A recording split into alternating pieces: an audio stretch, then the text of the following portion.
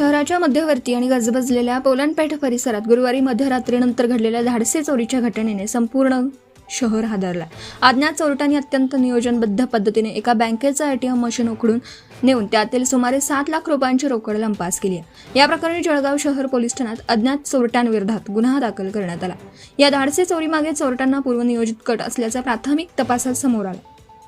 गुरुवारी मध्यरात्रीनंतर साधारण 1 वाजण्याच्या सुमारास चोरट्यांनी प्रथम जोशीपेठ परिसरातून एक मालवाहू वाहनाची चोरी केली।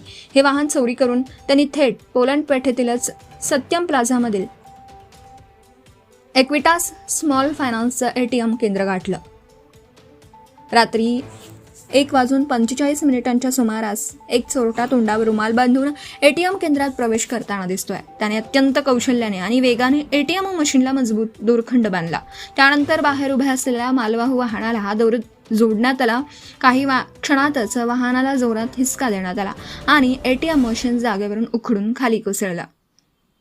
मशीन खाली पडताच बाहेर दबा धरून बसलेले आणखी 3 साथीदार आत धावून आले। त्यांनी मिळून अवघ्या 6 मिनिटात संपूर्ण मशीन उचलून वाहनात टाकलं।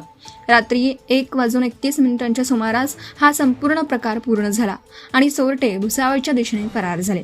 चोरट्यांनी दरोडा इतक्या जलद आणि शिताफीने पार पाडला की परिसरातील रहिवाशांना याची कुठलीही चाहूल देखील लागली नाही। मात्र संपूर्ण घटनेचं सर्व चित्रीकरण सीसीटीव्ही कॅमेऱ्यात स्पष्टपणे कैद झालं। घटनेची माहिती मिळताच जळगाव शहर पोलिसांनी तातडीने नाकाबंदी करून शोध मोहीम सुरू केली। काही वेळातच कंडारी गावाजवळील मन्यारखेडा शिवारात चोरीस गेलेले वाहन आणि फोडलेल्या अवस्थेतील एटीएम मशीन पोलिसांना आढळलं। मात्र चोरट्यांनी मशीनमधील सर्व रोकड आधीच काढून घेतली होती। मशीनचे भाग विखुरलेल्या अवस्थेत आढळून आले। बँकेचे शाखा व्यवस्थापक हरीश गांधी यांनी दिलेल्या माहितीनुसार 2 एप्रिल रोजी एटीएममध्ये सुमारे 10 लाख रुपये भरले होते। चोरीच्या वेळी त्यात अंदाजे 7 लाख रुपये शिल्लक होते। चोरट्यांनी ही संपूर्ण रक्कम लंपास केली।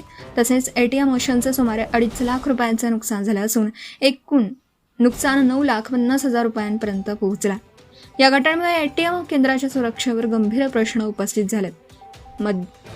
मध्यवस्तीतील भागात एवढ्या मोठ्या प्रमाणात चोरी होऊनही कोणतीही तत्काळ दखल न घेतली जाणं तसेच सुरक्षा रक्षकांचा अभाव यामुळे नागरिकांमध्ये चिंता व्यक्त केली जाते। सीसीटीव्ही चित्रण, वाहनाचा मागोवा आणि तांत्रिक तपासाच्या आधारे पोलिसांनी संशयितांचा शोध घेण्यास सुरुवात केली। प्राथमिक अंदाजानुसार ही चोरी एखाद्या सराईत टोळीने केली असावी अशी शक्यता वर्तवली जाते। Subscribe now and press the bell icon. Never miss an update.